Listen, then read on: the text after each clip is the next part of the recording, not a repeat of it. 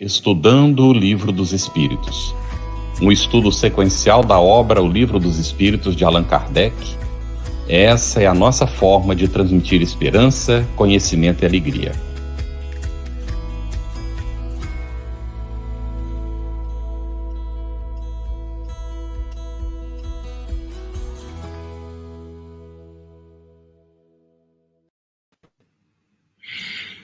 Nossa saudação fraterna a você que acompanha o Estudando o Livro dos Espíritos.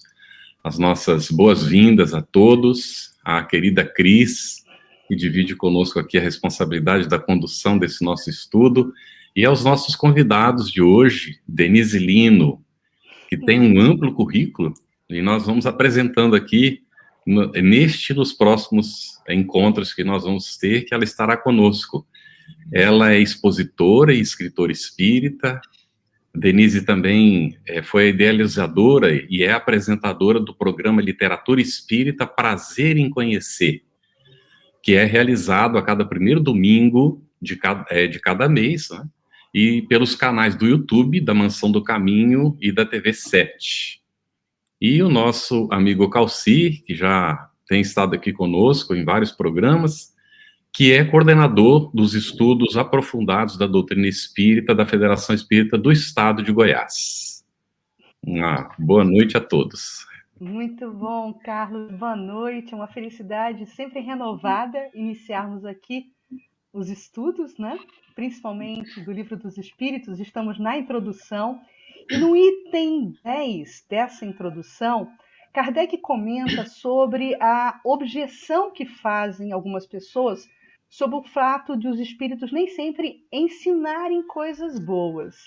Então eu queria perguntar ao Calci o que Kardec esclarece sobre esse assunto. Calci?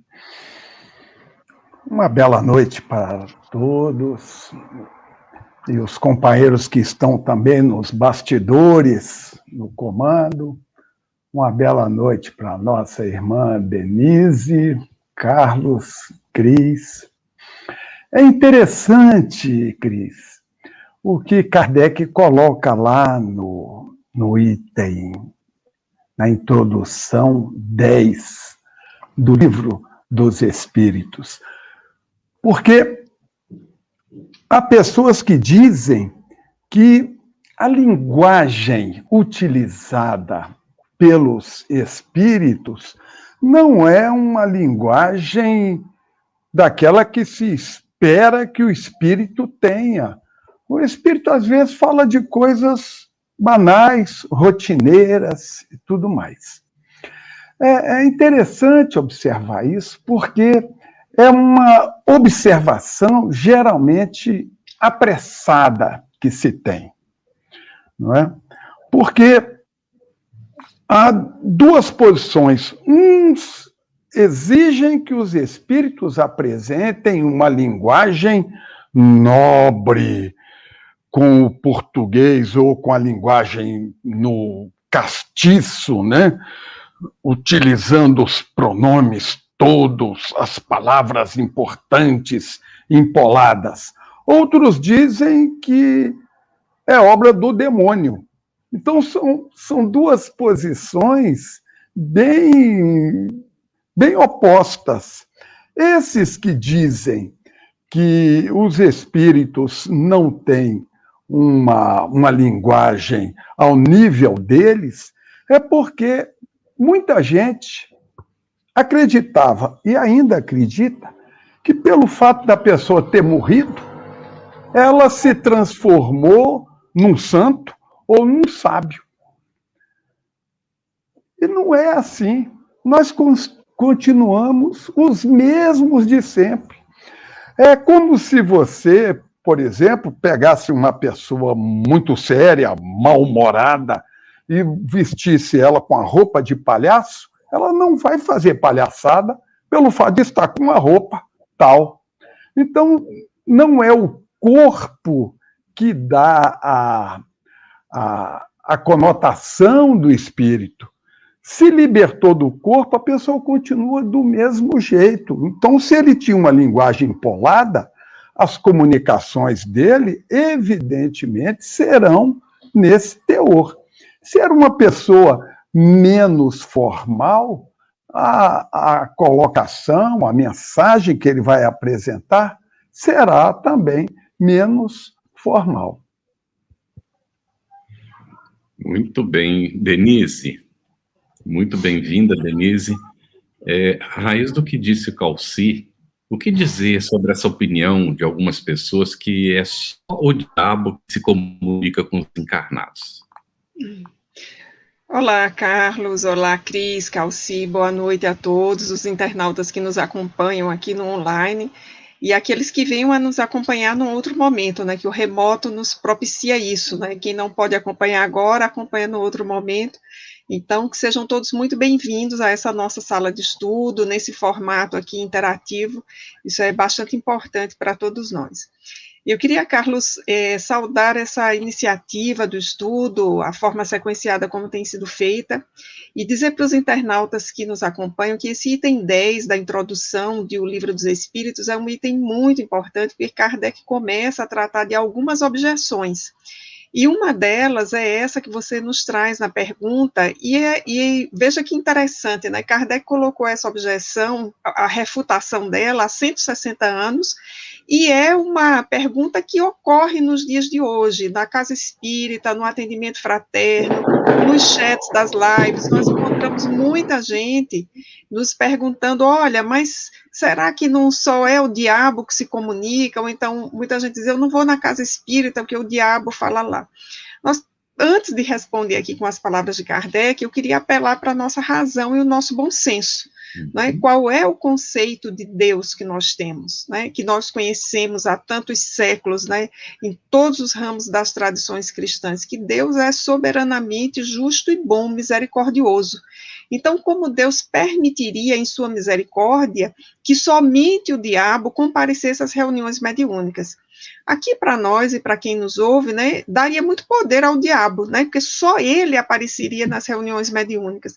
Depois, a razão nos diz que há um problema de identidade, porque, assim, teria um diabo bom e um diabo mau, porque há textos, revelações maravilhosas nas reuniões mediúnicas, e para o grande público iniciante que está nos acompanhando hoje, Carlos, eu quero fazer referência somente às cartas consoladoras psicografadas por Chico Xavier, já naquela fase bem avançada da vida de Chico. Então, como seria, né, o diabo a produzir aquele material extremamente consolador, né? Não vou nem citar o restante da literatura espírita, vamos ficar só com esse item. Então, a razão já nos diz que isso não é possível. E Kardec, de forma muito sábia, nesse item 10 da introdução, ele diz textualmente, Cris, não julgamos que essa tese mereça um exame sério, e por isso não vamos nos demorar a considerá-la, né? Acreditamos tão somente que, se assim fosse, teria que se convencer forçosamente de que o diabo, às vezes, é bastante criterioso e ponderado e, sobretudo, muito moral. Então, vejamos a resposta que o codificador nos dá, fecha aspas, né? E, realmente, Allan Kardec não perdeu tempo com isso, porque ele tem as demonstrações, como todos temos, da misericórdia divina e do atestado de que espíritos bons, lúcidos, assim como espíritos também embusteiros, podem se comunicar nas reuniões mediúnicas. Isso vai depender muito da nossa sintonia, com quem estamos sintonizando. Em síntese, seria isso, Carlos.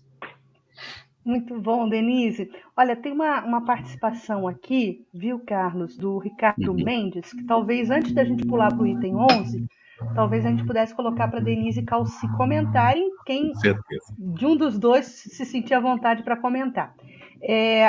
O Ricardo nos pede para fazer um rápido resumo de Proteu, que é mencionado, né, nesse trecho da introdução, item 10, falando justamente desse poder diabólico. Denise, quer complementar? Isso, eu posso complementar, o Calci também pode nos ajudar nisso. O Proteu é uma figura mitológica diabólica. Então, o Allan Kardec, que é um sábio, ele vai fazendo essa sua refutação à tese, e ele faz uma alusão ao diabo como essa figura do Proteu, que é uma figura da mitologia grega, que tem a ver com essa ideia do embuste, do ardiloso, né? Talvez a melhor tradução seria essa. Então, é uma figura cultura mitológica. Talvez o próprio Ricardo possa conseguir dados um pouco mais avançados, procurando mesmo na Wikipedia, ele vai conseguir essa resposta, mas acho que para satisfazer a curiosidade, essa informação. Não sei se o Calci tem algo mais a acrescentar. Sim, para informar que essa questão de mostrar a diversidade dos espíritos, não é só o demônio, essa diversidade já era ensinada por um pastor luterano em meados do século XVIII, 100 anos antes da doutrina espírita existir. Seu nome, Emanuel Swedenborg. É um homem que tem uma importância enorme na formação do seu país, cientista, e que um dia ele diz que o céu se abriu para ele, e ele passou a ver o mundo espiritual como se ele visse as pessoas normais, comuns, aqui encarnadas. Então, Emanuel Swedenborg fala, não há um céu e um inferno, mas plataformas evolutivas. Olha que moderno! Plataformas evolutivas. E cada pessoa, cada alma ocupa uma plataforma dessa conforme o seu nível evolutivo e seu nível de conhecimento. Muito bom. Cris, queria aproveitar para agradecer aqui ao Ricardo a pergunta. E, gente, olha, nessa linha nós vamos muito bem. Vão perguntando, né? Você vê que o Ricardo leu, ele estava, não é? Estudou antes e vai trazendo aquilo que vai observando. Isso é muito importante. E sublinhou aqui... um destaque, né, Carlos? Sublinhou um destaque que ele deu, né? Exato. E a Mirela Gomes, olha, está aqui também perguntando relacionado com o assunto. A linguagem coloquial é característica de espíritos ainda em estágio imaturo? É a pergunta. Agora começamos pelo Calci, e se a Denise tiver complemento. Sim. O interessante que eu li, e eu já ri aqui, porque eu me lembrei de um companheiro que só conversava com os espíritos na segunda pessoa do plural. O famoso vós podeis, não é? Então, a conversa dele numa reunião mediúnica.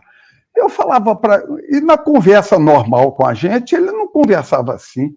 Eu dizia, mas por que isso? Não, é porque eu estou lidando com os espíritos. Ué, e qual é a diferença entre o espírito dentro do corpo e o espírito fora do corpo? Isso para dizer, então, que a linguagem coloquial não é característica de espírito ainda em estágio imaturo, não é? E nem significa seriedade. Quando os espíritos falam, e Allan Kardec fala muito nisso, em estudo sério, em pessoas sérias, são aquelas que fazem o melhor que podem fazer. Não quer dizer gente carrancuda e que só fala na segunda pessoa do plural, né? Esse aí, coitado, ele não se comunica com mais ninguém hoje, porque ninguém entende ele mais. Carlos, eu queria completar um pouco sobre isso. Eu fiquei bem feliz de ter sido convidada para comentar esses itens, porque eles tangenciam muito a minha área profissional, que é essa questão da linguagem, e ela é muito importante que seja entendida, né? Então, talvez para responder à nossa internauta, Mirela Gomes, a linguagem coloquial, ela não é uma característica de espíritos imaturos. A linguagem chula, essa sim que é agressiva, ela seria uma característica de espíritos que estão num estágio de muita imaturidade, mas a linguagem coloquial é a linguagem do dia a dia, e eu queria lembrar que a linguagem muda, né? Eu até fiz uma anotação aqui à tarde, revisando o estudo, a linguagem muda de faixa etária, os jovens não falam como os adultos, nem como os idosos, homens não falam como mulheres, nós falamos de forma diferente de uma região para outra, e nós falamos diferente quando estamos encarnados e quando estamos desencarnados. Há algumas variações aí também. Seria um contrassenso imaginar que os espíritos não teriam a sua característica de falar. Eles têm sim, mas isso não difere tão profundamente da forma como eles falariam se tivessem encarnados. Acho que o que a gente precisa distinguir é em que situação os espíritos estão falando. Por exemplo, quando nós pegamos uma obra como a de André Luiz e vemos a transcrição de uma palestra, aquilo é uma situação formal. Então, muito provavelmente, o Aulus, o Calderaro, fizeram aquela palestra naquele tom formal. Outra coisa é uma conversa, né, numa situação mais informal, mais interpessoal, mais face a face, vai aí nesse tom do coloquial. E numa reunião mediúnica, propriamente dita, nós temos muito disso, do presencial, do face a face. Então, o voz não se aplica, porque não se usa mais em português brasileiro hoje, é um pronome em desuso. E eu acho que o interessante aqui, Carlos, a chamar a atenção hoje à tarde, relendo esses itens, eu fiquei ainda mais admirada por Kardec, porque a matéria sobre a qual ele trabalhou, digamos assim, o corpus sobre o qual Kardec trabalhou e investigou, foi a linguagem escrita. Então, ele foi acompanhando aí o estilo, o vocabulário, as construções sintáticas também, né? Então, foi exatamente sobre o registro linguístico que Kardec ergueu o edifício da doutrina espírita. Então, ele fala com muita propriedade de que a linguagem é, sim, um critério para que nós possamos diferenciar os bons espíritos daqueles que querem nos iludir. Então, é por aí a questão. E já que estamos falando, né, amigos, sobre características dos espíritos comunicantes, pulando aí para o item 11, né, da introdução, Kardec afirma, aliás, examinando justamente esse item 11, eu gostaria de perguntar para o Calci se só se comunicam nas sessões mediúnicas espíritos de personalidades que foram conhecidas, foram famosas. É interessante, porque é fruto de uma observação superficial ou deficiente. Porque, na verdade, a grande maioria é absolutamente desconhecido. Agora, Kardec publicou as dos espíritos conhecidos, porque não adianta ele botar a mensagem do senhor José de Oliveira, ele não sabe quem é, ninguém sabe quem é. Então, o nome de um espírito conhecido é para mostrar a informação que ele dá. Então, para comprovar a identidade do espírito, se apresentou o nome de conhecidos, mas, na verdade, a grande maioria é de espíritos absolutamente desconhecidos. E aí é que está, nas reuniões mediúnicas hoje, a verdadeira caridade, que é aquela que você faz sem saber a quem. Você está atendendo ali um filho de Deus necessitado de uma orientação, de um apoio, de um esclarecimento. Se ele der um nome e esse nome for conhecido de alguém, é mais uma coincidência do que o normal que acontece nas reuniões mediúnicas. Kardec precisava dos nomes conhecidos para a comprovação da identidade. Ótimo. Denise, na sequência dessa ideia, ainda no item 11, e aí nós teremos uma outra pergunta, né, que também foi apresentada ainda há pouco, a gente acrescenta aqui do Eliseu Marques, mas antes, Kardec afirma que há pessoas que estranham que espíritos de pessoas que foram eminentes se apresentem nas reuniões mediúnicas. Como é que Kardec esclarece esse assunto? Olha, Carlos, seguindo o raciocínio aí do Calci, que foi muito bem construído, e baseando-nos em Kardec, nós poderíamos dizer, ora, por que não os eminentes se comunicarem nas reuniões mediúnicas? Assim como o espírito que na última existência chamou-se José de alguma coisa, assim, um sujeito anônimo, alguém que teve uma projeção também pode se comunicar e se comunica nas reuniões mediúnicas. O que ocorre muito regularmente, Kardec diz isso no item 11, é que aqueles que nós vemos e conhecemos na Terra como figuras eminentes, no mundo espiritual não necessariamente. Porque no mundo espiritual vale muito aquela regra, os últimos serão os primeiros. Então, nós precisamos ficar muito atentos a isso. E eu queria chamar a atenção de uma comunicação que eu considero particularmente bonita e instrutiva, que está no Evangelho segundo o Espiritismo, no capítulo 2º, de um espírito que assina uma rainha de França, que responde exatamente a essa questão, que ela diz assim, quem eu reconheci quando aqui cheguei foram aqueles a quem na Terra eu desprezava, e foram os que me receberam. Eu acho essa comunicação, assim, particularmente bonita, autêntica.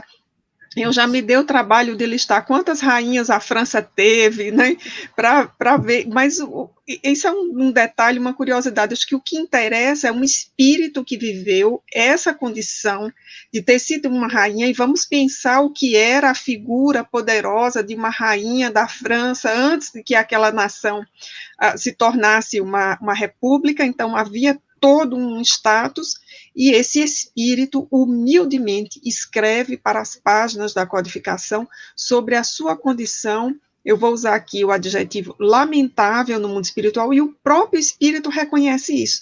Ele diz que à sua frente estavam aqueles a quem havia desprezado. Então vejamos, é um espírito eminente que opta por essa designação geral, uma rainha de França, qual delas não sabemos, mas que nos traz esse testemunho de que no mundo espiritual a sua posição não corresponde àquela que havia ocupado na Terra. Vocês me permitem porque aqui no item 11, Kardec inicia uma frase dizendo: quanto aos espíritos que são evocados. Isso cria, às vezes, em alguns companheiros, um certo arrepio. Não, mas como evocar o espírito? Não, nós temos que aguardar eles se manifestarem e tal. Né? Perfeito. A conclusão é perfeita. Então, por que Kardec evoca?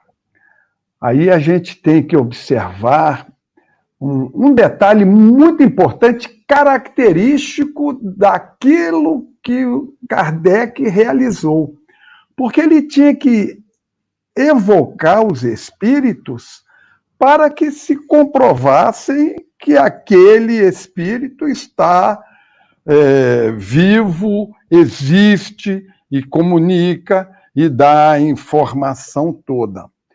Em segundo lugar, é preciso lembrar que, eu não sei em francês, o nosso Evandro Noleto é que deverá traduzir isso para a gente de maneira mais significativa. Mas no português do Brasil, nós temos dois verbos muito parecidos: evocar e invocar. Evocar é dar uma ordem, é chamar à presença. Então, você evoca um subordinado. E você invoca aos espíritos superiores, ou a Deus, a Jesus, você suplica. Qual é a diferença de um para o outro? A oração, o acatamento. Então, a evocação de Allan Kardec, ela tem todas as características da invocação. Não é uma ordem que se dá ao espírito. É no início da reunião se colocar à disposição dos bons espíritos uma prece, harmonia geral. Então, com todos esses cuidados, para a gente observar aos companheiros que a não evocação hoje, no sentido em que as pessoas querem dar uma ordem para o espírito vir, ela não aconteceu nem com Allan Kardec. Tem uma pergunta aí, né, Carlos, do Eliseu, Sim. não é isso? Isso. Então. Já que estava se falando aqui, não é, dos espíritos eminentes, né? Por que é que eles se apresentam? As pessoas estranham isso, O Eliseu pergunta por que acontece, às vezes, em algumas casas espíritas, a rejeição de espíritos que se chamam de pretos velhos. Considerando, não é, que Kardec coloca que o que importa, de fato, é a essência da mensagem, como é que a gente poderia responder aqui ao Eliseu? Denise, você quer falar um pouquinho? Sim, eu acredito que por um profundo desconhecimento do trabalho de Kardec, dos fundamentos da doutrina espírita, e um profundo desconhecimento daquilo que nós fazemos, nós, os encarnados, na sociedade brasileira. Não é à toa que o Brasil tem uma luta de visibilidade dos negros. Então, vejamos, socialmente, nós não temos ainda essa visibilidade. E o que é que nós fazemos? Nós transferimos, inclusive, isso para as casas espíritas. O próprio adjetivo, né, pretos velhos, talvez a gente tenha que passar a chamar também de brancos velhos. Eu acho que o doutor Bezerra de Menezes entraria nessa categoria, né? Nosso branco velho, nosso branquinho velho. Então, de fato, uma não leitura dos preconceitos que todos nós trazemos e que deveríamos revisar como espíritas, ou para atender aquele critério de Kardec lá dos bons espíritas, no Evangelho segundo o Espiritismo, que ele termina definindo quem são os verdadeiros espíritas. Fica como tarefa de casa revisar os preconceitos. Muito bom, muito obrigado, Denise. Muito bem, nós temos algumas perguntas mais, mas a gente pode ir avançando, né, Cris, aqui para o item 12, e aí vai entrar o que o pessoal está perguntando em seguida, aí, relacionado com isso. Isso. Olha, então, para o Calci, escreve Kardec, justamente no início desse item 12, o seguinte: um fato demonstrado pela observação e confirmado pelos próprios espíritos é o de que os espíritos inferiores muitas vezes usurpam nomes conhecidos e respeitados. Quem pode, pois, afirmar que os que dizem ter sido, por exemplo, Sócrates, Júlio César, Carlos Magno, Fénelon, Napoleão, Washington, entre outros, tenham realmente animado essas personagens? Calci, como é que a gente se reconhece a autenticidade de quem fala ser quem é, digamos assim? O interessante é que o mais antigo engodo, para mim, de um espírito que diz que é uma coisa e não é, está lá no livro Gênesis, do Antigo Testamento.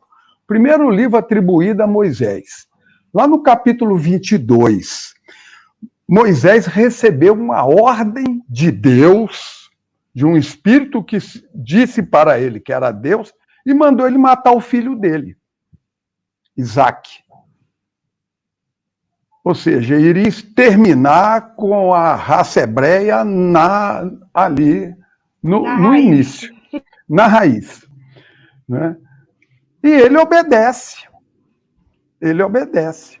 Então, quando ele vai fazer o sacrifício, Deus, o espírito superior, condutor daquele povo, e que na época o pessoal entendia como Deus, vamos entender assim, aparece e interrompe.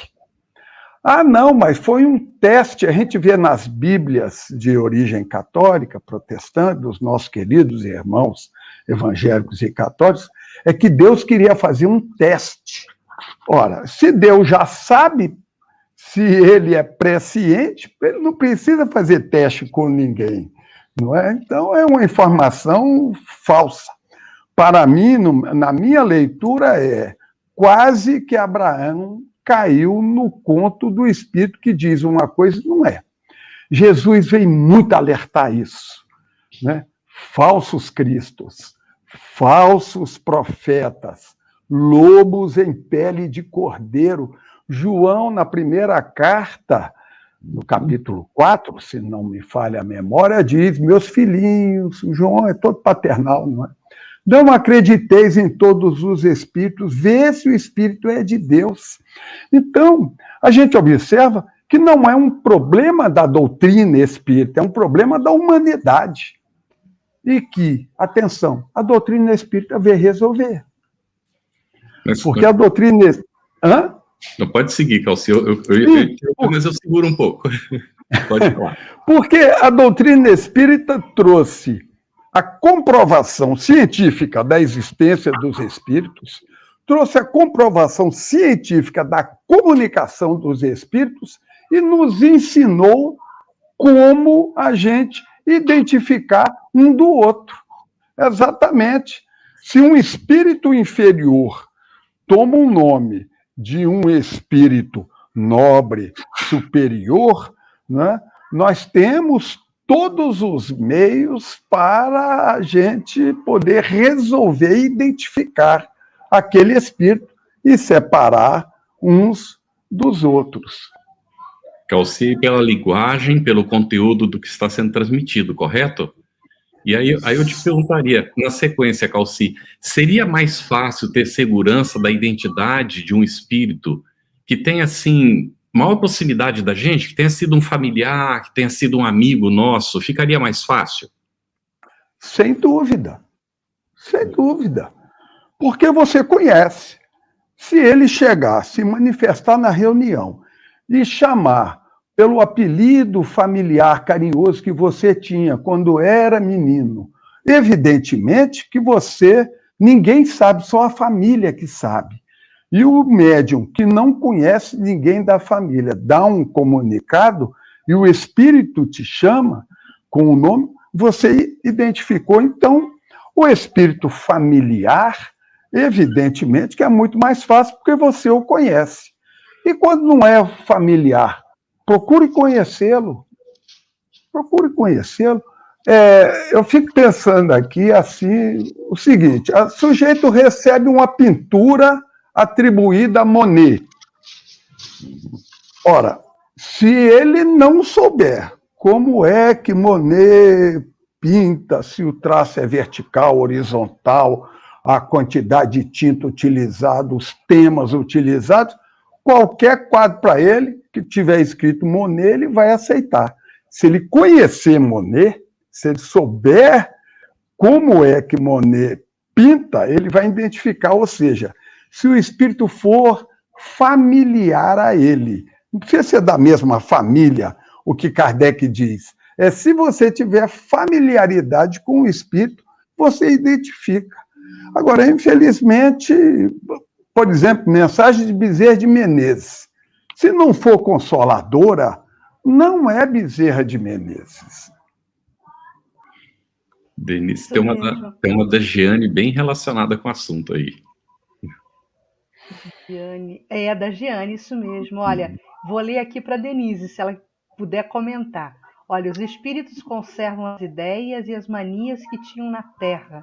Então, isso seria um meio de reconhecê-los, Denise? Sim, inclusive os cacoetes linguísticos. Quando a gente trata de um espírito familiar, a gente percebe as manias, as ideias, o vocabulário e aquilo que a gente chama de os cacoetes linguísticos, né? Aquelas cortes que tem na fala. Então, não são os espíritos que conservam, nós conservamos, porque nós somos espíritos. Então, quando desencarnamos, nós conservamos tudo isso, sim. E, Denise, só para complementar, né, vou te dar um testemunho pessoal meu aqui, né? Minha vozinha desencarna e muito tempo depois ela manda uma mensagem mediúnica endereçada a mim através de uma médium que estava iniciando, né, a sua educação mediúnica. E a médium, muito receosa de me passar a mensagem, fez um preâmbulo enorme antes de me entregar a mensagem. E ela confessou, olha, Cristiane, eu estou com muita dúvida em relação a essa mensagem, estou até um pouco envergonhada, mas estou te passando a mensagem adiante. Aí eu peguei a folha de papel e nem li o conteúdo da mensagem. Eu vi que a folha de papel estava marcada com um traço paralelo ao final da página.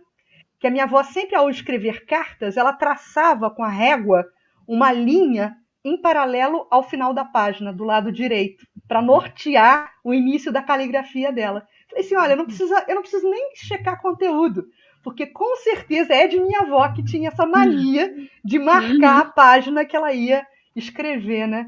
Então é isso mesmo que você esclareceu, Denise. E sobre caligrafia, né? Talvez aí na sequência, dando andamento aqui às questões, né? O que Kardec fala sobre essa questão da caligrafia, Denise?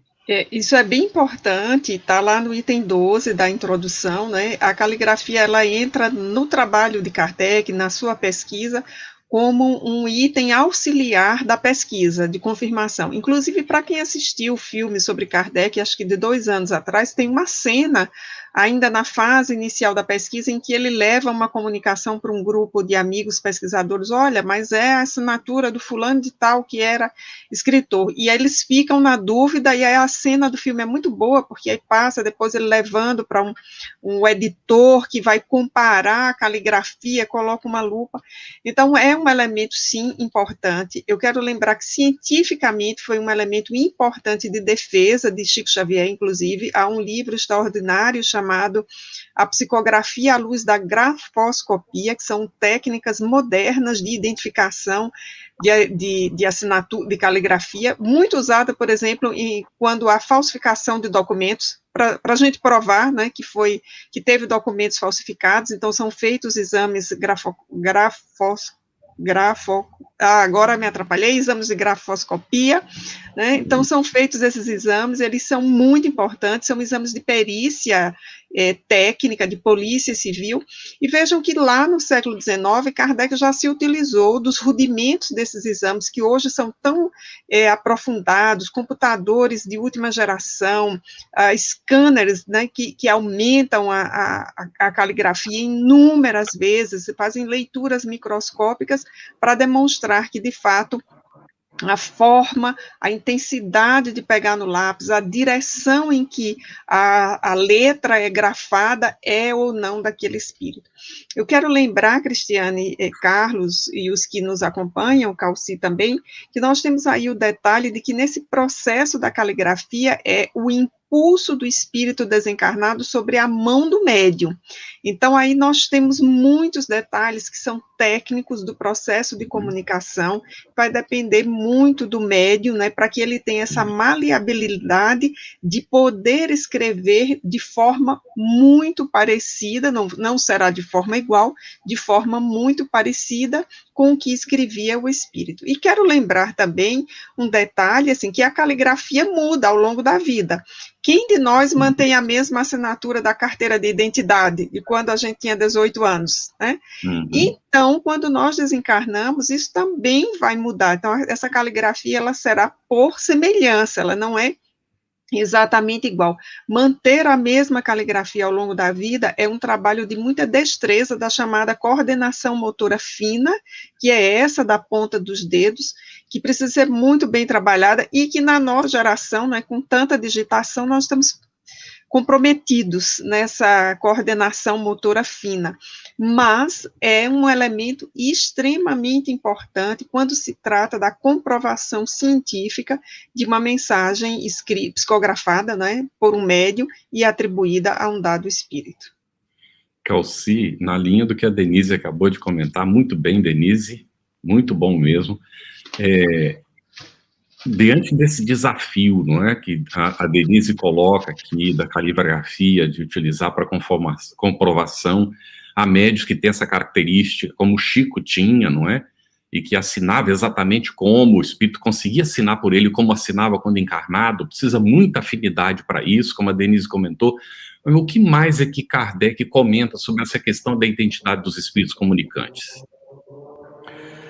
É interessante, porque enquanto o espírito carrega os seus pendores, as suas ideias, as suas características, Kardec bota lá, as suas manias, né?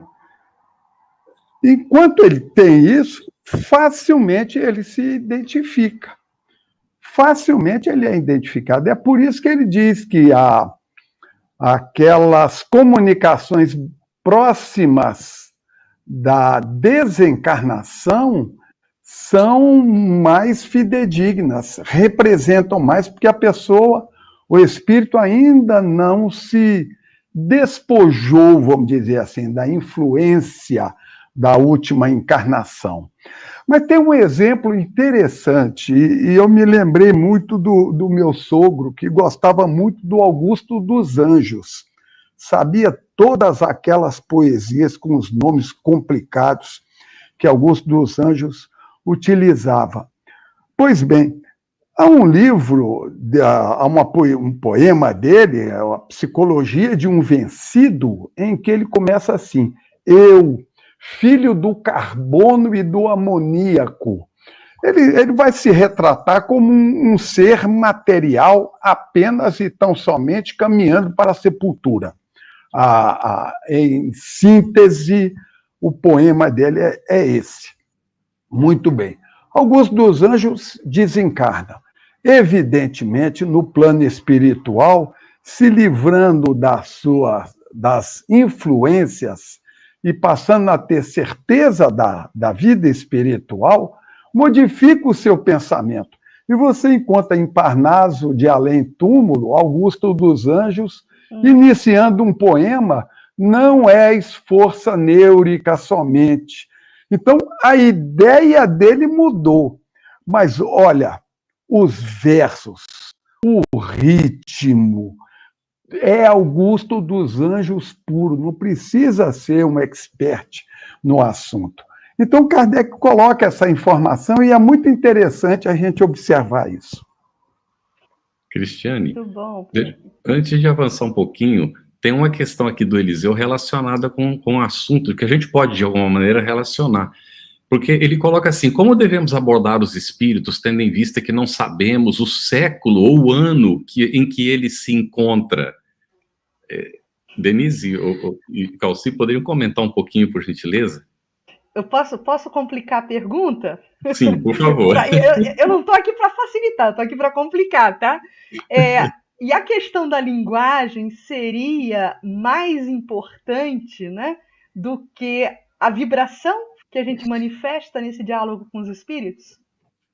Se a Denise me permite, como a gente trabalha em reunião mediúnica há muitos anos, para mais de 40 anos,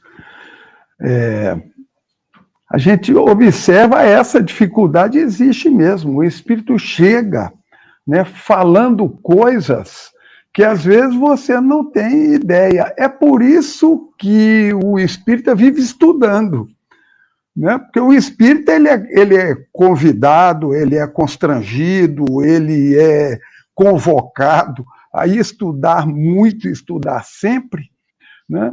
Para poder, quando o espírito fala algo, você ter a ideia, a noção do que ele está falando, a que tempo que ele está aludindo. Por exemplo, uma das últimas experiências nossas, um espírito que passou na noite de São Bartolomeu.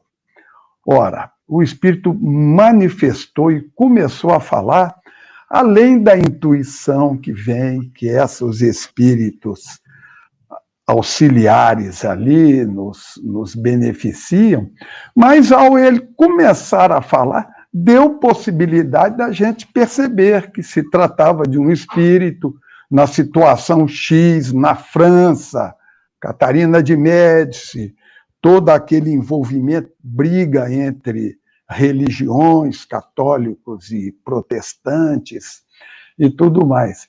Então, a gente é convidado sempre a estudar bastante para poder conseguir dialogar com o espírito. Cris, sobre esse assunto, eu queria fazer 2 acréscimos, se me permitem. O primeiro deles, você me fez recordar a lição número 1 da minha formação na área mediúnica, há 30 anos atrás, talvez, lá no Centro Espírita Allan Kardec, em Campinas, São Paulo, quando eu estudava lá no Centro Espírita Allan Kardec, tínhamos a dona Terezinha Oliveira, muito experiente, e uma das regras da dona Terezinha, assim, uma das instruções, não era uma regra das instruções, ela sempre dizia assim: prestem atenção à vibração do espírito, afinem a percepção, porque pela linguagem o espírito pode confundir o médium, confundir o doutrinador, e se todos ficarem confusos, então isso vai ser muito fácil para o espírito. Então é a primeira recomendação, é prestar atenção na vibração. Por que é que Kardec fala em prestar atenção à linguagem? Porque era um objeto material da investigação que ele tinha, palpável, como nós também temos. Prestar atenção à vibração do espírito não nos desocupa de prestar atenção à sua linguagem. Inclusive, dizendo isso, segundo ponto que eu queria trazer para responder o Eliseu, que eu estou aqui supondo que o Eliseu tem alguma vinculação com reunião mediúnica, viu, Calci? Porque ele pergunta como devemos abordar os espíritos, tendo em vista que não sabemos o século em que ele se encontra. Aí eu diria assim, vai conversando, vai pedindo para o espírito falar, vai ouvindo, vai exercitando essa escuta atenta, que rapidamente, se você exercitar a escuta atenta, você verá pistas de que em que momento esse espírito se encontra. E às vezes é preciso mesmo fazer um ajuste na linguagem, tendo em vista acolher o outro. Eu lembro de uma experiência de reunião mediúnica, para situar aqui, não é, Carlos, para quem está nos acompanhando, está começando a estudar agora. Então, na prática da reunião mediúnica, que estão suspensas por conta da pandemia, eu lembro de uma experiência muito anterior, de um espírito, assim, que falava com uma autoridade, mas era um espírito muito sofrido, e eu fui percebendo aquilo, e ele deu pistas de que ele havia sido um juiz, mas ele estava numa situação, assim, terrível no mundo espiritual. Lá para as tantas, pela intuição, Calci, eu lembrei do pronome de tratamento usado para nos referirmos a um juiz, merentíssimo, e eu o tratei assim, né, merentíssimo amigo, e daí para frente, o diálogo mudou, tomou outro caminho, o espírito, né, ele não cedeu do propósito de vingança que ele tinha, mas ele se tornou mais permeável a uma percepção da situação sob um outro ponto de vista, e na sequência nós pudemos atendê-lo em reuniões mediúnicas mais à frente. Então, eu diria para o Eliseu, exercite a escuta atenta, né, estimule um diálogo fraterno, amigo, que você terá muitas pistas de com quem você está falando. Eu acho que se o Eliseu está preocupado com isso, com a doutrinação, a instrução é: deixe o espírito falar primeiro, antes de você, doutrinador, né, dizer qualquer coisa, ouça. Uhum. Muito bom, Denise. Olha, a gente ainda está no conteúdo, né, do item 12, e para a gente fechar aí o item 12, eu queria te perguntar o seguinte: como é que é isso, né, dos espíritos da mesma categoria se utilizarem de nomes de outros espíritos? Como é que funciona essa questão? Olha, eu vou partir de uma experiência bem terra a terra para a gente ir para o Livro dos Espíritos, né? Eu estou olhando aqui para o Carlos e estou lembrando de uma experiência que ele conhece muito, né? Que é a experiência que tem a ver com embaixador, com embaixada. O que faz um embaixador fora do seu país de origem? Ele representa o seu país de origem. Então, os embaixadores do Brasil, fora do Brasil, eles falam em nome do Brasil. A gente não sabe nem o nome do embaixador, às vezes, é preciso ser um que se destaque, né, e aqui eu vou apelar para os que se destacaram pelos bons trabalhos pela nação, para que o nome entre para a história. O que é que nós sabemos? Os acordos que eles fizeram, né, acordos bilaterais, acordos de pacificação. Então, esse exemplo, ele é bem concreto para nós percebermos que os espíritos, como diz Kardec no item 12, se organizam em grupos e em famílias, e isso é infinito, nós não temos ainda como abarcar. E eles conseguem se representar muito bem, né, conseguem traduzir o que é mais importante, Cris, que é o pensamento daquele grupo. Então, isso tanto vai ocorrer com espíritos que representam a mensagem de Jesus, quanto os que são antagônicos, né? E o mais importante, não é o nome que interessa, nem numa, nem no outro lado desse tema. O que interessa é a mensagem. Então, nós devemos ficar muito atentos, aí voltamos para a linguagem, a orientação de Kardec, perceber muito bem o estilo, o texto, o vocabulário, as colocações linguísticas, em suma. Muito bom. Tá. É impressionante, gostei muito da comparação com o embaixador, não é? Que de fato, não sei por quê. Foi excelente isso. É porque é o representante, não é? Daquele grupo, daquela equipe, pode falar então em nome, não é? Do que caracteriza. E às vezes Kardec ainda coloca, ele é um espírito que nem viveu na Terra, mas ele é da categoria de Sócrates, de Platão, e aí ele vai e usa um nome que é conhecido para se identificar, não é? Muito bom. Aí é muito interessante que tem um comentário de Ângela. Ela diz assim: não seria o conteúdo da mensagem divisor de águas na interpretação? De fato, sim, não é? Poderíamos dizer isso, que a questão da mensagem é fundamental para definir, inclusive, qual é a categoria do espírito, se é um espírito superior, um espírito mediano, inferior. Mas, atenção para o que a Denise colocou. É tão interessante, Denise, o que você aprendeu com a dona Terezinha, que é excelente, essa mulher tinha uma capacidade impressionante. Na FEB, nós aprendemos também com o seu Moutinho. Ele foi o nosso primeiro orientador das práticas mediúnicas. E ele, então, fez a pergunta um dia, o que é que o médium primeiro identifica quando o espírito se aproxima? A vibração. Sensação do espírito. Isso, exatamente. A vibração do espírito, que combina com o que a dona Terezinha ensinava lá também. Então, ao perceber a vibração do espírito, você sabe se é um espírito que está, não é, numa categoria ou noutra. Uhum. Isso vale para a vida comum. As pessoas com quem nós mais lidamos, nós sentimos quando elas vão chegando, né? Quando elas chegam, nós já sabemos. Então, isso é da vida cotidiana. Muito bem. Calci, qual é o meio mais seguro de evitar as mistificações dos espíritos inferiores nas comunicações carnais? Bom, em primeiro lugar... A gente poderia dar uma informação terminativa, porque dada por Jesus, jejum e oração, não é? Mas a gente precisa perceber que, às vezes, os amigos espirituais permitem que espíritos mistificadores, ou seja, que dizendo que é fulano, mas não é, espíritos enganadores, mistificando, para testar a nossa possibilidade de identificação, de perceber a vibração, de conseguir perceber esses espíritos.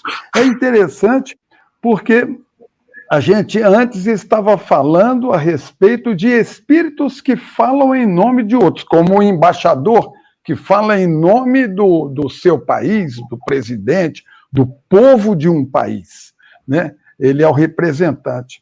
A gente, abrindo o livro Consolador, na questão 312, Emmanuel diz para nós que Espírito Santo, o termo Espírito Santo é um conjunto de espíritos iluminados, santificados, que falam em nome de Jesus. Como também a gente lembra Mateus, no capítulo 8, aquele encontro com o endemoniado de Gadara, da cidade de Gadara. Marcos coloca que era Gerasa, Marcos se enganou. A cidade é Gadara, conforme Mateus fala. O gadareno endemoniado, né? E que Jesus pergunta qual é seu nome. E ele diz, meu nome é Legião, porque somos muitos. Como evitar a manifestação constante? Porque se na reunião constantemente está vindo espíritos mistificadores, é preciso que a turma se reúna, analise direitinho o que está acontecendo no grupo, porque uma ou outra aqui e acolá para testar a nossa possibilidade vai acontecer. Mas fica o ensino de Jesus, jejum e oração, lembrando que jejum não é só deixar de comer determinados alimentos, não. É o jejum mental, não é? Carlos, sobre isso, eu queria também fazer um pequeno acréscimo ao que Calci falou, pensando no público iniciante que está acompanhando esse estudo, né? Por exemplo, para que ninguém entenda assim, olha, só existem mistificadores nas reuniões mediúnicas. Eu quero lembrar que os mistificadores estão entre nós. O que é um golpe? O que é um golpe de WhatsApp? Né? Se não alguém que mistifica, né? Alguém que entra no nosso WhatsApp, clona, passa uma mensagem, Carlos, aqui é a Denise, estou num aperto, deposita R$800 para mim. Eu estou dizendo isso porque recentemente passamos por isso, alguém clonou meu número de telefone e mandou uma mensagem assim para minha mãe.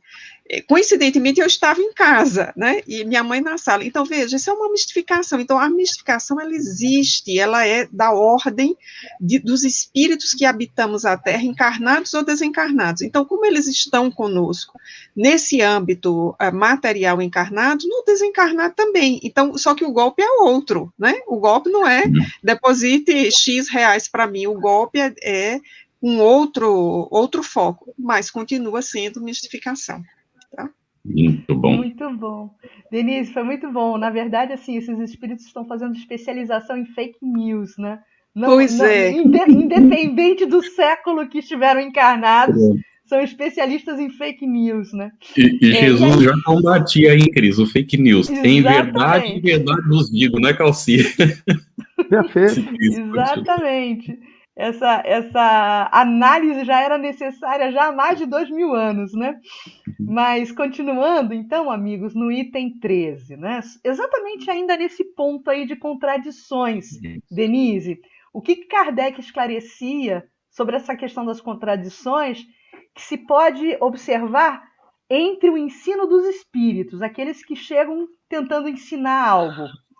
Aí eu acho que Kardec deu uma aula de gênio, né, de mestre. Eu reli esse item 13, eu recomendo a todos que possam reler o item 13, e essa é uma matéria muito importante, né, em que espírito acreditar, se um define alma dessa forma, se um define Deus daquela forma, um define reencarnação assim, como fazer isso? Então Kardec dá uma resposta aí de gênio, e ele nos faz observar, primeiro, como é que nós definimos as coisas. Então, talvez se perguntássemos aqui para nós quatro, por exemplo, o que é cotidiano para você, Cris, para Carlos, para mim, para o Calci, nós teríamos 4 respostas sobre o que é cotidiano diferentes.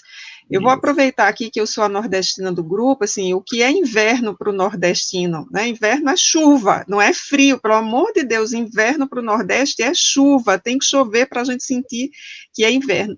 Então, veja só, essa matéria ela é muito importante porque ela tem a ver com a forma, a cultura, a experiência, as inserções no campo do estudo, com as quais nós definimos. Então, Kardec, nesse item 13, traz esse elemento, e ele diz muito claramente, né, na vida comum, os próprios estudiosos de uma dada matéria têm definições diferentes para termos que são comuns, por isso os glossários todos são importantíssimos, né? Às vezes a grande tese de um autor é a definição de um termo, e aí segue-se a teoria referindo-se àquele autor.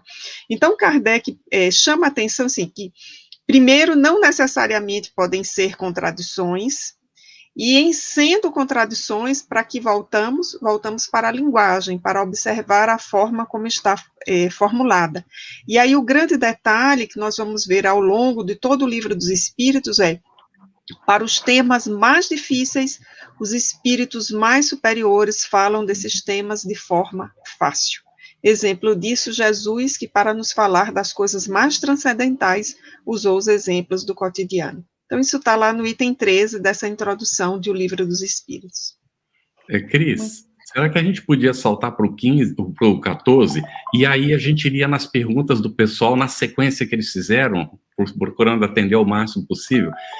Você, se ser breve, o item 14 da introdução, ele segue tratando dessa questão. Agora vai falar dos erros de ortografia, de gramática que às vezes os espíritos cometem, e que de alguma maneira já foi falado, não é? A Denise comentou alguma coisa lá inicialmente. O que Kardec esclarece mais nesse ponto aí no item 14, por gentileza, da introdução? Calci? Eu? Bom, imagina que você conhece um professor de português, um excelente professor de português. E ele manda uma mensagem para você, um bilhete. E você recebe esse bilhete cheio de erros. Ortografia, gramática, tudo. Tudo. Qual é o primeiro pensamento que você vai ter? Esse bilhete não é do professor. Não é do professor. Mas, se você souber que o professor falou para alguém não muito letrado, e esse alguém escreveu e te entregou o bilhete, aí você vai aceitar que o bilhete veio do professor, foi escrito por alguém. É isso. Os erros, muitas das vezes, é do médium. Agora, também pode ser do espírito. Precisamos lembrar o que a gente falou lá no início. Não é pelo fato da pessoa ter morrido, perdido o corpo, que ele virou santo, ou cientista, ou sabe tudo. Ele continua, se era ignorante, ele continua ignorante. E as mensagens dele virão com as características dele. É interessante a gente perceber isso para poder identificar uma coisa da outra. Erro ortográfico não significa que é uma mistificação, é um erro. Há vários fatores aí que colaboram para haver um erro ortográfico. Nós temos que lembrar que médium não é alto-falante. Médium é intérprete.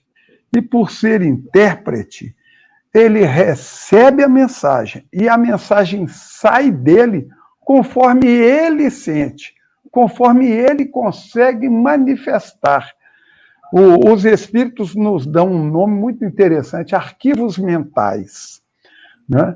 O espírito utiliza o arquivo mental do médium para passar a mensagem. Então, a gente precisa observar isso para não dar assim a importância exagerada a uma questão de um equívoco ortográfico, um erro de gramática, uma coisa dessa.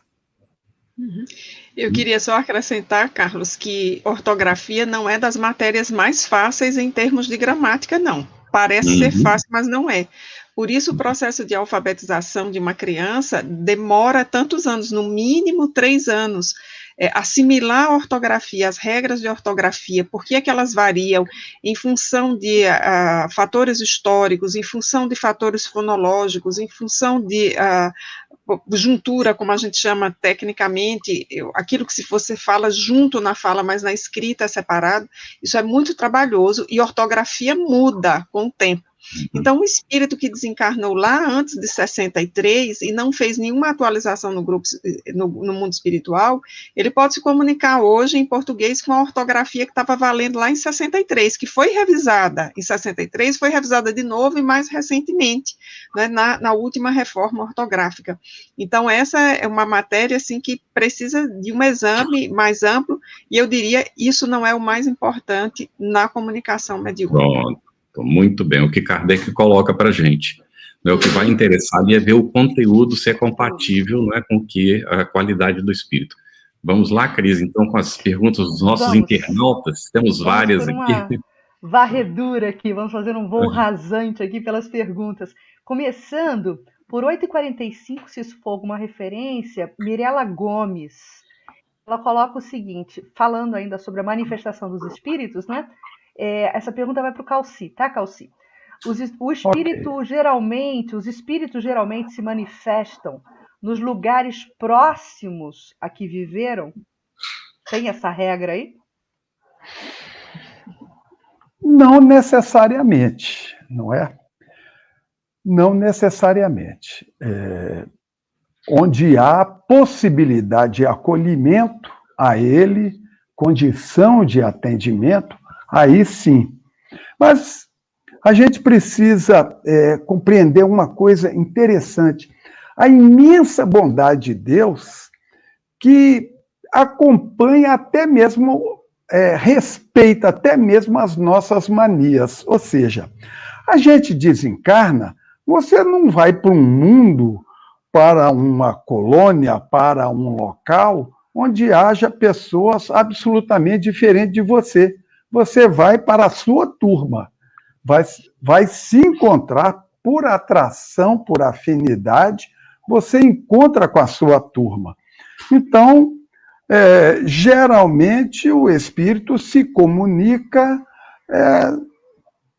no local, na região, no país, se houver possibilidade de... Eu me lembro que na época da Guerra das Malvinas, já passado, né, década de 70, se não me engano, né, Nos grupos mediúnicos, vinham muitos espíritos de argentinos recepcionados nas reuniões mediúnicas.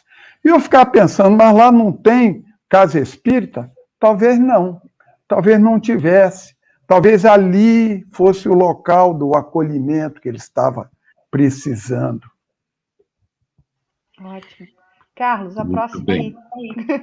Sim, nós temos aqui uma de Luiz César, Denise. Ele diz: um espírito se encontra no mundo espiritual com 2 outros espíritos que conheceu em encarnações diferentes. Com que aparência ele encontra esses 2 espíritos? Então ele viveu uma encarnação, conheceu, na outra encarnação conheceu outro. Ele vai encontrar os 2 de uma vez. Que jeito que ele vai se apresentar é a pergunta.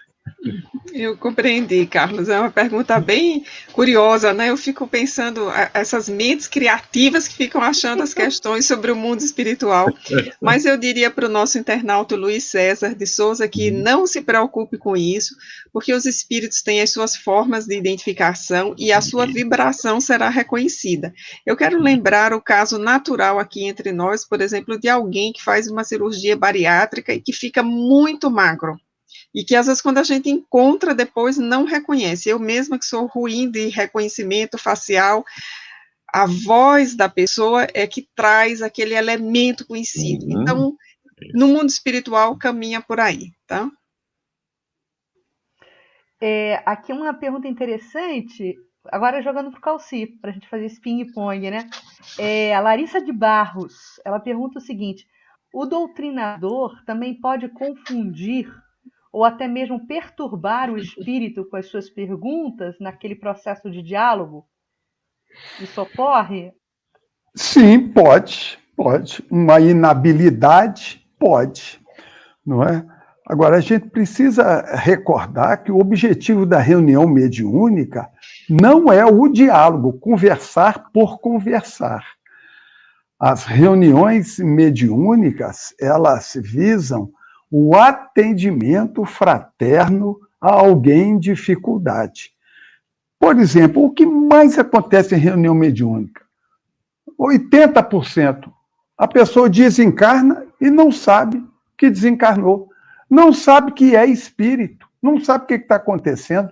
Vai para casa, ninguém liga para ele. Vai trabalhar, alguém consegue vê-lo, dá um grito e sai correndo. O sujeito fica perturbado, né? Então, são esses espíritos. Agora, evidentemente que no diálogo ali, havendo inabilidade, o doutrinador pode criar um problema ali na conversa fraterna, na ajuda que faz.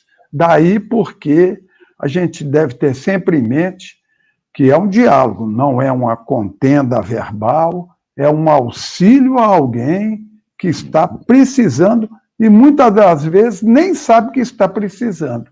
É assim que o doutrinador, o dialogador, deve entender a reunião mediúnica. Muito bem. Denise, Eliseu Marques de Souza, filho, diz assim: Kardec relata na Revista Espírita o fato do médium Rose, que traz várias comunicações, sendo de Santo Agostinho e o próprio Espírito de Verdade.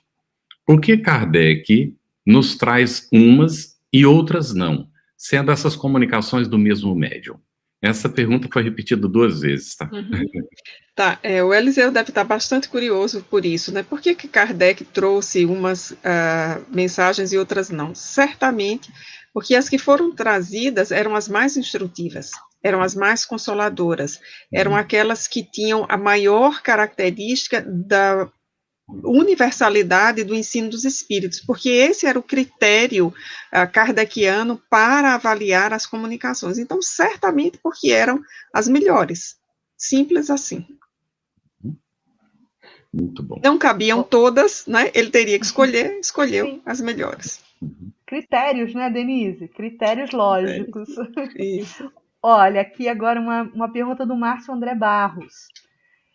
Para todos, né, de forma geral, a partir da primeira encarnação e assim por diante, se mantêm características físicas do primeiro espírito ou não necessariamente? Calci, Você que sempre foi belo, continuou belo em todas as suas encarnações, é isso? Eu sempre fui belo porque ela conheceu a minha mãe e minha mãe vivia falando para mim, muito bonito, muito bonito. Deve ser isso. Márcio, olha, você diz aqui, para todos, a partir da primeira encarnação e assim por diante, se mantém as características físicas do primeiro espírito, o espírito é um só. A roupagem dele, o corpo é que é diferente. Numa ele vem alto, outra ele vem baixinho, numa ele vem no corpo masculino, na outra no corpo feminino, em outra ele vem numa etnia, porque raça humana é uma só, na outra ele vem em outra etnia. Então, a roupagem é que muda. Agora, como é que o espírito faz para se identificar diante de alguém, por exemplo? O espírito já teve 2 encarnações. Está, portanto, com o formato da última encarnação. Mas ele quer conversar com alguém com o qual se identifica lá numa encarnação anterior àquela última. O perispírito, ou seja, o corpo espiritual, é ideoplástico. Olha que maravilha. Nós não precisamos de plástica no mundo espiritual. Você, com a sua mente, você formata o corpo à sua feição e se dirige àquela pessoa e conversa com ela e tal. Então, o espírito é um só. E ele pode manter a última fisionomia da última encarnação no plano espiritual. Se ele quiser adotar outras, ele pode adotar. Evidentemente, espíritos medianamente evoluídos para cima já têm essa capacidade de modificar o corpo. Muito bom, Calci. Eu estou procurando aqui algumas questões que têm a ver especificamente com o que tratamos hoje sobre a identidade dos espíritos, né? Lembrando a todos, meus amigos internautas, que todas as perguntas elas são respondidas, né, por nossa grande equipe de bastidor, que vai carinhosamente responder a todas as perguntas, mas nem sempre dá tempo de colocar todas as perguntas, até porque a gente está se aproximando aí já do final do nosso programa. Eu estava só esperando o Carlos voltar para poder fazer o encerramento. Isso. Mas então, né, Carlos, eu estava explicando que nós vamos responder através da equipe que nos assiste, que nos dá suporte, né, a todas as perguntas, e hoje buscamos fazer aqui nessa nossa rápida varredura do final, pensar algumas perguntas mais atinentes à temática da live de hoje. Como eu estou passando aí a palavra para o Carlos, para ele fazer um encerramento, eu quero me despedir da Denise, do Calci, agradecendo imenso, assim, foi muito bom estar com vocês, e até a próxima. Carlos, está contigo. Obrigado, Cristiane. Eu não sei o que aconteceu, de repente caiu, não é? Graças a Deus conseguimos voltar rapidamente. Sim. Então, olha, o tempo vai terminando, então a gente fica muito agradecido pela sua atenção. As perguntas vão sendo respondidas, não é, pelo nosso, estará colocadas no site, também no nosso grupo do Telegram. Então, conforme a gente vai avançando, a gente vai atendendo aquelas que é possível dentro do horário do nosso programa, como a Cris colocou. E o nosso agradecimento à Denise e ao Calci pela contribuição, como a Cris comentou, e a todos vocês, a você que acompanhou aí, fazendo suas perguntas, acompanhando, às vezes não fez pergunta, esteve atento, não é, todo o tempo. Então, continue conosco, leia sempre antes. Na semana que vem nós continuamos com a introdução do Livro dos Espíritos, e traga suas perguntas atinentes aos assuntos que a gente estiver tratando, que nos facilita aqui para o aprofundamento das questões. Abraço fraterno para todos. Muito obrigado, Cris. Obrigado, Denise. Obrigado, Calci. Boa noite a todos. Boa noite. Boa noite. Estudando o Livro dos Espíritos. Um estudo sequencial da obra O Livro dos Espíritos de Allan Kardec. Essa é a nossa forma de transmitir esperança, conhecimento e alegria.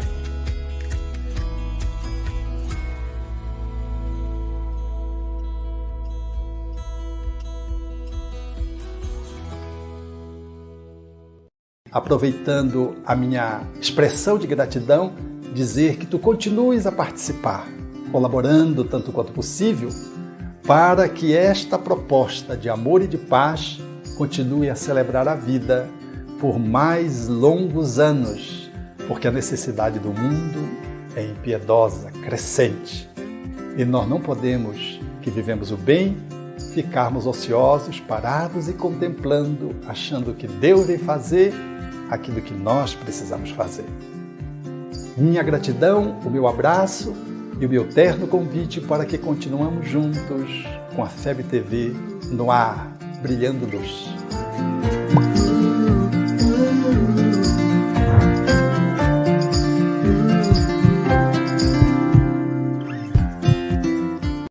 Conheça a Federação Espírita Brasileira, que busca mostrar quem ela é. O trabalho realizado por meio desta instituição centenária, trazendo você para dentro da nossa casa. Como surgiu a Federação Espírita Brasileira? De Augusto Elias, o seu fundador, aos dias de hoje, o que ocorreu? Quem foram e quem são os vultos que fizeram e fazem parte desta história? Qual a relação de nomes como Chico Xavier, Bezerra de Menezes e Boni Pereira com esta instituição? Qual a sua missão? Como ela atua na formação do homem de bem? Apresentaremos a Federação Espírita Brasileira em formato dinâmico com vídeos, depoimentos, postagens históricas, áudios. Conheça e faça parte desta família.